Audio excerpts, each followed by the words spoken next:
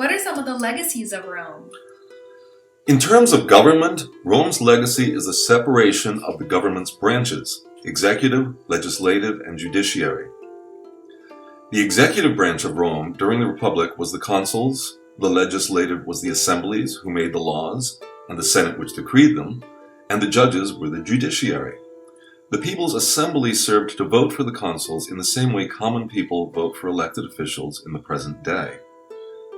During the Empire, the executive branch was the emperor, the legislative was the assembly's Senate, and the judiciary remained the judges.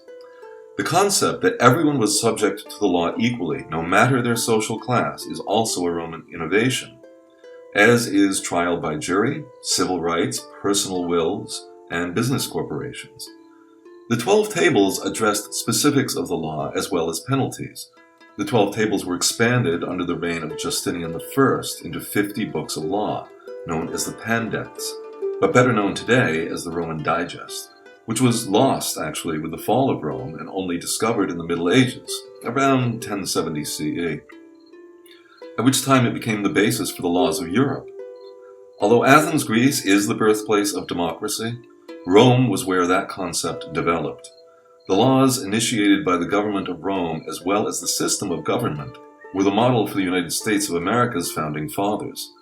Roman law is still the basis of U.S. law, from serious matters such as murder or treason, to your ability to return some product that doesn't work or that you find you don't want. When you order something online, and it doesn't work or it doesn't fit, you return it.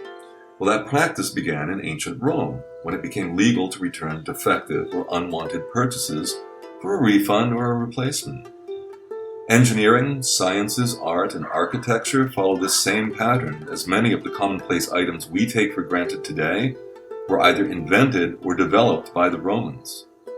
The Roman road is the most famous example, but the Romans also made concrete, which most people think was a 19th century CE development, and they also perfected the vault, the arch, and the dome in building projects. Roman roads, buildings, arches, and aqueducts still stand today over 2,000 years after they were built.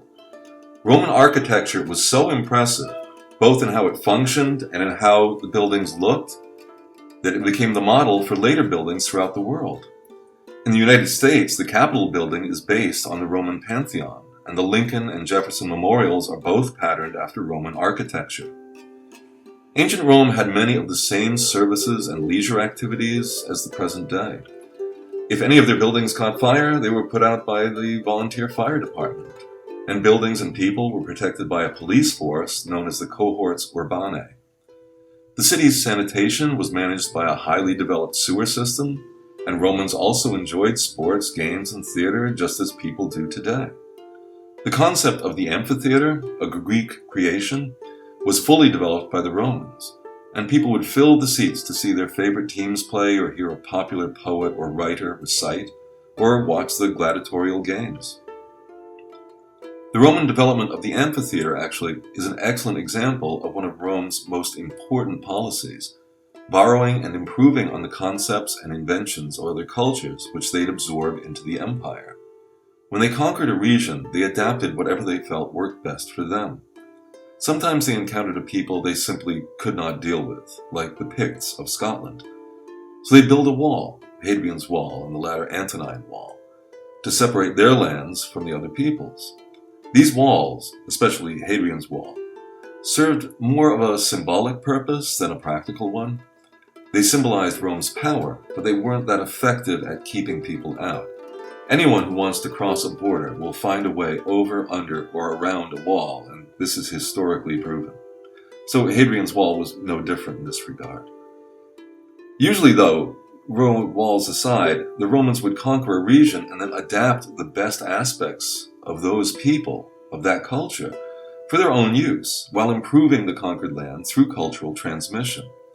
The Romans recognized that the diversity of concepts could only strengthen their own culture, and so they borrowed widely in many areas, including religion, engineering, art, architecture, and literature, just to name a few.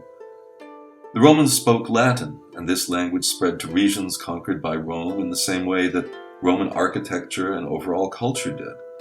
The Latin language is the basis for the Romance languages of French, Italian, and Spanish, and many Latin words or phrases remain in use today or form the basis for English words. School, for example, comes from the Latin scola, and island from the Latin insula. Rome also developed the apartment building, also known as insula because it was like an island of its own in a city, and the city block, which was also called an insula.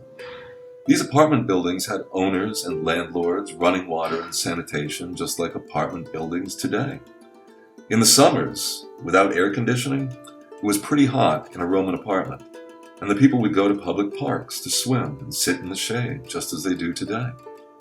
It is actually very difficult to imagine the modern world as we know it without the legacy of ancient Rome.